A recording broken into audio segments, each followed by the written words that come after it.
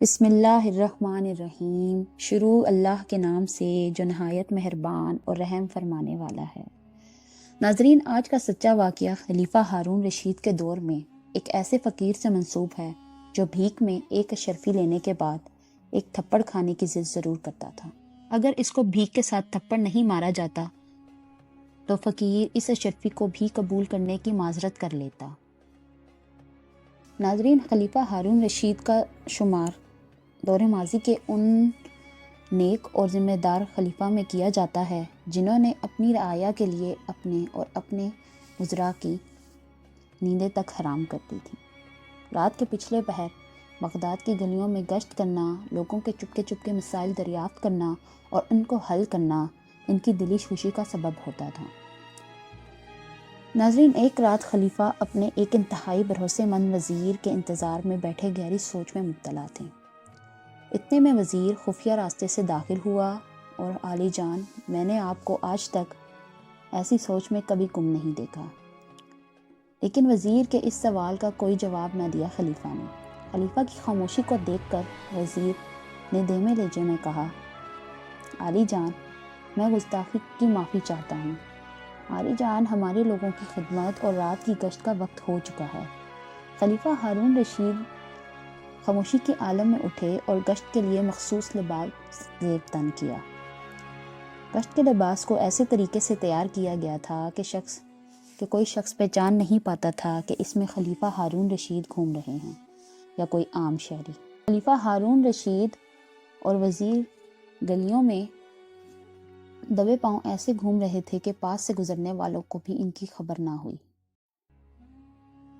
وزیر، آج لگتا ہے بغداد میں کوئی حاجت مند نہیں ہے۔ آج ہمارے نصیب میں خدمت کا کوئی موقع نہیں ہے۔ اتنے میں گلی کے نکر پر ایک دردمندانہ آواز آئی۔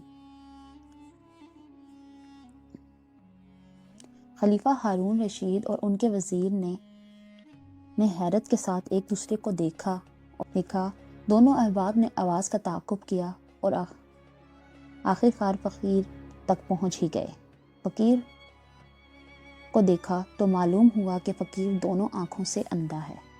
فقیر یہ نہیں سمجھ پایا کہ اس کے سامنے کون کھڑا ہے، اس لیے اس نے دوبارہ ایک دفعہ پھر اللہ کے نام پر مانگنے کی صدا لگائی۔ ہارون رشید فقیر کو ایک اشرفی دینے کے بعد واپس مڑنے ہی لگے تھے کہ فقیر بول اٹھا، مجھے ایک تھپڑ مارو۔ خلیفہ اور وزیر بھی ایک دوسرے کی طرف دیکھ ہی رہے تھے کہ اندھا فقیر دوبارہ بول اٹھا، بھائی، آپ نے مجھے بھیک دی ہے، اس لیے مجھے ایک تھپڑ مارو، ورنہ اپنی اشرفی واپس لے لو۔ خلیفہ ہارون نے اندھے فقیر کو بڑی محبت اور پیار سے سمجھایا، آپ بھیک مانگ رہے تھے، میں نے بھیک دی، میں آپ کے بے قصور تھپڑ کیوں ماروں؟ یہ آپ کا کیسا تقاضا ہے جو میری سمجھ سے باہر ہے؟ یہ کہہ کر خلیفہ چلنے لگے تو اندھے فقیر نے اشرفی کو خلیفہ کے پیچھے پھینک دیا۔ تھپڑ نہیں مارنا تو اپنی اشرفی کو بھی ساتھ واپس لے جاؤ۔ خلیفہ نے اشرفی زمین سے اٹھائی، فقیر کی ہتھیلی پر رکھ کر نہ چاہتے ہوئے بھی ایک ہلکا سا تھپڑ فقیر کے منہ پہ دے مارا۔ 2-3 قدم بڑھنے کے بعد خلیفہ کے دل میں تجسس ہوا، بھیک کے بعد تھپڑ، اس بات میں ضرور کوئی گہرا راز چھپا ہے۔ خلیفہ نے وزیر سے کہا، آپ جائیں اور فقیر سے کہیں کہ آپ کو دی گئی اشرفی خلیفہ ہارون رشید نے دی ہے اور وہ آپ کو صبح اپنے دربار میں طلب کر رہے ہیں تاکہ تمہاری مدد کی جائے۔ اگلے دن صبح بادشاہ سلامت اپنے دربار میں اپنی رعایا کے مسائل حل کرنے میں مصروف تھے۔ ادھر اندھا فقیر بھی آ پہنچا۔ سلام عرض کرنے کے بعد اس کو ایک سائڈ پر کھڑے رہنے کے لیے کہا گیا۔ عوام کے مسائل سے فارغ ہونے کے بعد خلیفہ اندھے فقیر کی جانب متوجہ ہوئے اور پوچھنے لگے کہ اے فقیر، آپ رات والے واقعے نے حیرانی میں مبتلا کر دیا۔ اب آپ کھل کر بتائیں کہ بھیک مانگنے کے بعد تھپڑ مارنے کا کیا ماجرا؟ اندھا فقیر بولا، عالی جان، میرا اصل نام عبداللہ اور میں بغداد کا ہی رہائشی ہوں۔ میرے والد نے میرے سکون و آرام کے لیے بڑی محنت سے دولت و مال اکٹھا کیا۔ میرے والد کے انتقال کے بعد ان کی ساری دولت کو میں نے ہوا میں اڑا کر عیش و عشرت میں اپنی جوانی گزار دی۔ اتنی بڑی باپ کی کمائی دولت کی ڈھیری کو ختم کرنے کے بعد میرے حالات بد سے بدتر ہو گئے۔ میری بیوی نے مجھے مشورہ دیا کہ اس سے پہلے کہ ہمارے پاس کھانے کو بھی کچھ نہ بچے، آپ چند مویشی پال لیں اور ان سے تجارت کا کام شروع کریں۔ میں نے اپنی بیوی کی بات کو مانتے ہوئے 2 اونٹ خرید لیے، ان کی خوب خدمت و مدارت کرتا، ان کو کھانا پینا سب کچھ اپنی اولاد کی طرح سمجھ کر کرتا۔ میرا رب مجھے اندھیروں سے نکال کر ایک دفعہ پھر روشنی میں لے آیا۔ لوگوں کا اعتماد مجھ پر کافی بڑھ گیا تھا، ایک شہر سے دوسرے شہر ان کے سامان کو تجارت کے لیے لے کر جاتا تھا۔ اس کاروبار میں مجھے بہت منافع ہوا اور میں نے 2 اونٹوں 40 اونٹ خرید کر کاروبار کو کافی وسیع کر دیا تھا۔ آخر ایک دن میں ایک تاجر کا مال بصرہ پہنچانے کے بعد واپس بغداد آ رہا تھا کہ راستے میں مجھے کافی دیر ہو گئی اور میں نے اونٹوں کے پاؤں میں رسیاں باندھ کر رستے میں ہی رات گزارنے کا پروگرام بنا لیا۔ اونٹوں کو گھاس چرنے کے لیے چھوڑ دیا اور خود لکڑیاں اکٹھی کر کے آگ جلا کے ان کے پاس ہی بیٹھ گیا۔ اتنے میں مجھے ایک مسافر اپنے پاس آتا دکھائی دیا۔ اس نے پاس آ کر مجھ سے اپنے پاس بیٹھنے کی اجازت مانگی۔ میں نے اسے خوشی سے اجازت دے دی اور اپنی کھانے میں بھی اسے شریک کر لیا۔ اس کا حلیہ دیکھنے پر درویشوں جیسا لگتا تھا۔ گپ شپ کا سلسلہ چلتا رہا۔ باتوں باتوں میں بزرگ کہنے لگے، میں یہاں قریب کی پہاڑیوں میں رہتا ہوں۔ انہی پہاڑیوں میں ایک غار کے اندر بہت قیمتی اور کثیر تعداد میں خزانہ دفن ہے۔ اتنا خزانہ کہ تم صرف چند اونٹوں پر ہی لا دو تو تمہاری 7 نسلوں سے بھی وہ خزانہ ختم نہ ہو پائے گا۔ اس کی بات کو سن کر میرے دل میں لالچ پیدا ہوا اور تھوڑا تھوڑا شک بھی اٹھا کہ پہاڑوں میں اتنا خزانہ کون دفن کر سکتا ہے۔ بہرحال میں نے لالچ کے مارے حامی بھر لی۔ درویش نے خزانے تک لے جانے کی شرط 40 میں سے 20 اونٹ لینے کی رکھی، جو میں نے قبول کر لی۔ صبح ہوتے ہی درویش مجھے پہاڑوں میں ایک درہ نما جگہ پر لے گیا۔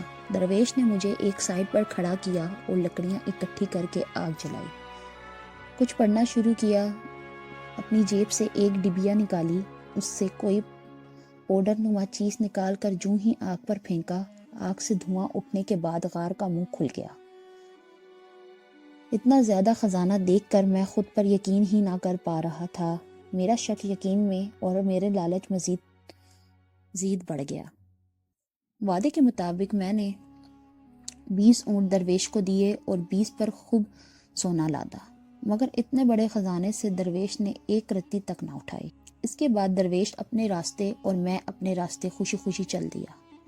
تھوڑا دور آیا تو میرے اندر کے لالچ نے ایک مرتبہ پھر انگڑائی لی اور وہ ٹھہرا بورا درویش 20 اونٹ کہاں سنبھال پائے گا۔ میں نے اپنے قافلے سے گھوڑا نکالا اور درویش کو راستے میں پکڑ لیا۔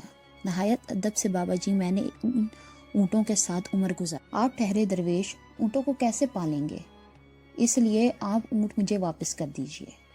درویش نے خاموشی سے اونٹ تو میرے حوالے کر دیے، مگر اب میرا لالچ میرے بس سے باہر ہوتا جا رہا تھا۔ میں سوچنے لگا، اس بزرگ کے پاس ایک ہی چاندی کی ڈبیا بچی ہے، کیوں نہ اس سے وہ بھی مانگ لوں۔ بزرگ نے اتنے بڑے خزانے سے کچھ نہیں لیا تو اس ڈبیا کو ساتھ لے کر کیا کرے گا؟ میں نے جب درویش سے اپنی عرض کی تو درویش نے ڈبیا دینے سے صاف انکار کر دیا۔ میں نے سوچا کہ سب سے قیمتی تو یہی ڈبیا ہے، درویش نے دینے سے انکار کر رہا ہے۔ میں نے اپنا خنجر نکالا اور درویش کی گردن پر رکھ کر اس سے ڈبیا چھین لی۔ میں درویش سے پوچھنے لگا، اس میں کیا ہے؟ درویش نے جواب دیا، اس کے اندر ایک خاص قسم کا سرما ہے، جسے دائنی آنکھ میں لگانے پر زمین کے نیچے خزانے نظر آ جائیں گے۔ میں نے درویش سے اپنی آنکھ میں سرما ڈلوا لیا۔ سرما ڈالنے کی ہی دیر تھی کہ میری آنکھ کے سامنے خزانے ہی خزانے تھے۔ میں خوشی کے مارے چیخیں مارنے لگا، اب ساری زندگی آرام سے بیٹھ کر کھاؤں گا۔ میری لالچ اب بھی نہ تھمی اور میں نے دوسری آنکھ میں بھی سرما ڈال لی، جو میری بربادی کا سبب بنی، جس سے میرا سب کچھ چھن گیا اور میں اس نوبت کو آ پہنچا۔